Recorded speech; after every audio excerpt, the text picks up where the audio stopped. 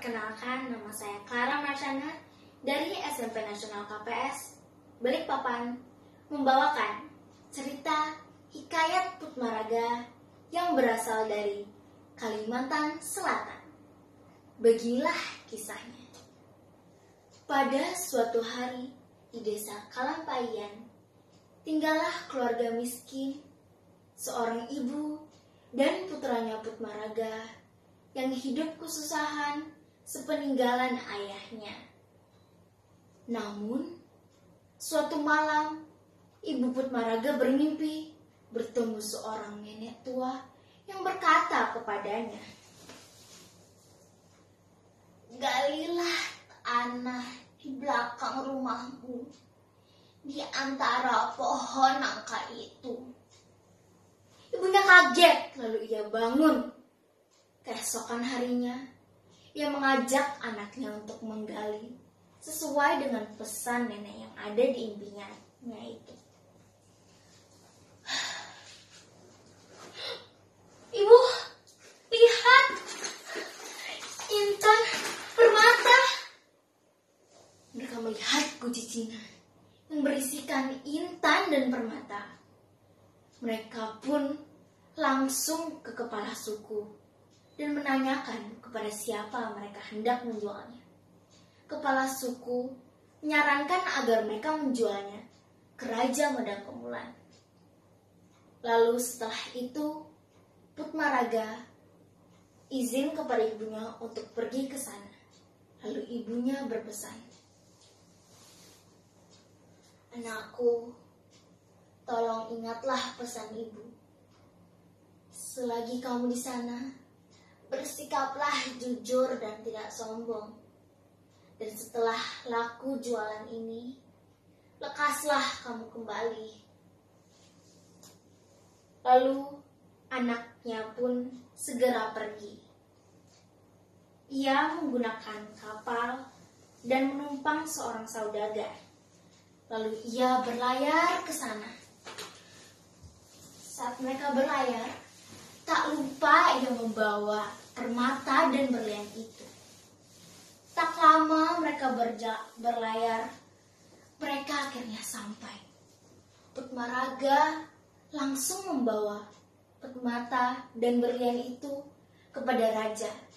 Raja langsung menyetujui untuk membelinya dan menyarankan agar Putmaraga tinggal di sana.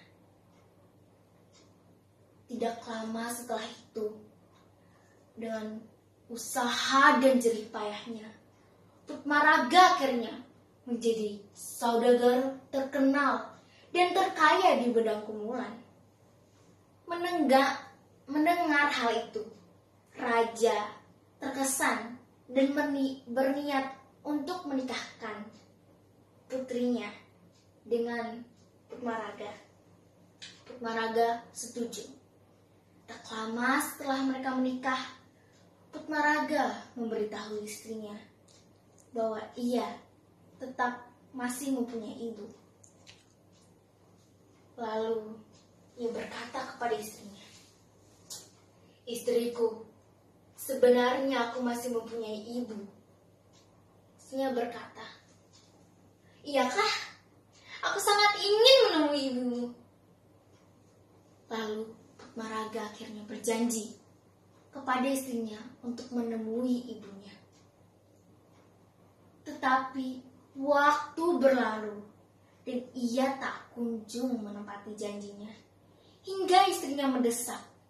Ia tak kuasa menolaknya. Akhirnya ia menyuruh kekasihnya untuk menyiapkan kapal paling besar dan paling mewah miliknya. Keesokan harinya, mereka berlayar dan tiba di pelabuhan Banjar. Kabarnya Putmaraga sudah sampai di sana, menyebar ke warga-warga sekitar hingga ke telinga ibunya.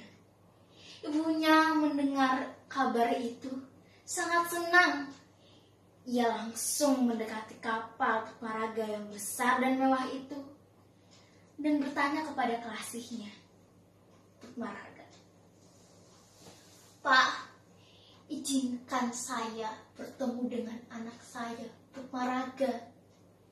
Dari geladak kapal Putmaraga, ia dapat melihat ibunya berpakaian lusuh, kotor, dan buruk rupa. Apakah itu ibuku? Kenapa ia seperti itu? Istriku tidak boleh tahu bahwa ia adalah ibuku. Ia mendadak malu. Ia langsung menyuruh Klasihnya untuk menolak kedatangan ibunya. Klasih, tolong usir wanita tua yang buruk rupa itu. Ia bukan ibuku. Lalu ibunya berkata, Maraga, anakku, aku ibumu. Ibu sangat senang bisa bertemu denganmu. Sudah lama tak bertemu. Lalu Maraga pun heran. Ia mengusirnya untuk kedua kalinya. Kamu bukan ibuku. Pergilah. Mendengar hal itu, ibunya sempat sakit hati. Tetapi ia tidak berputus asa. Ia bergegas berlari ke rumahnya, mengambil ayam bekisar dan ikan ruwan yang dahulu mereka rawat dan menjadi hewan peliharaan kesayangan mereka. Ia bawa ke dekat kapal Putmaraga. Anakku, lihat, inilah adalah ayam dan ikan yang ibu rawat selama engkau di bulan bulan. Ingatkah kamu, nak? Aku ibumu. Tak ingatkah kamu, nak? Kamu bukan ibuku. Pergi!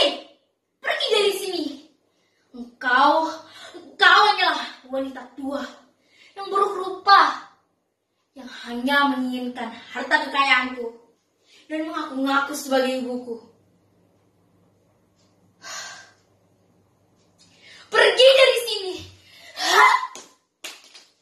Dia melemparkan salah satu kayu dari kapalnya dan mengenai ibunya sehingga ia jatuh terpelanting.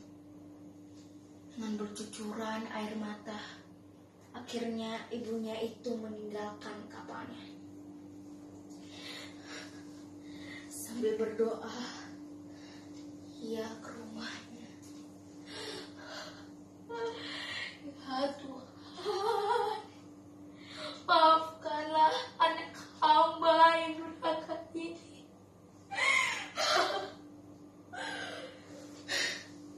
Seketika itu juga langit menjadi gelap. Angin topan menyerbu kapal Putmaraga hingga menggoyahkan kapal Putmaraga hingga akhirnya tenggelam, hanyut dimakan ombak. Lalu ditemukan kapal itu menjadi batu. Setelah itu keadaan kembali membaik seperti semula. Seperti bencana alam itu tertuju pada Putmaraga. Demikian kisah hikayat Putmaraga. Jadi pesan moral yang dapat kita ambil dari cerita ini adalah bahwa kita tidak boleh bersikap durhaka kepada orang tua. Dan kita harus menghormati orang tua kita, terutama ibu kita yang melahirkan kita. Demikian pesan dan cerita yang saya sampaikan. Terima kasih.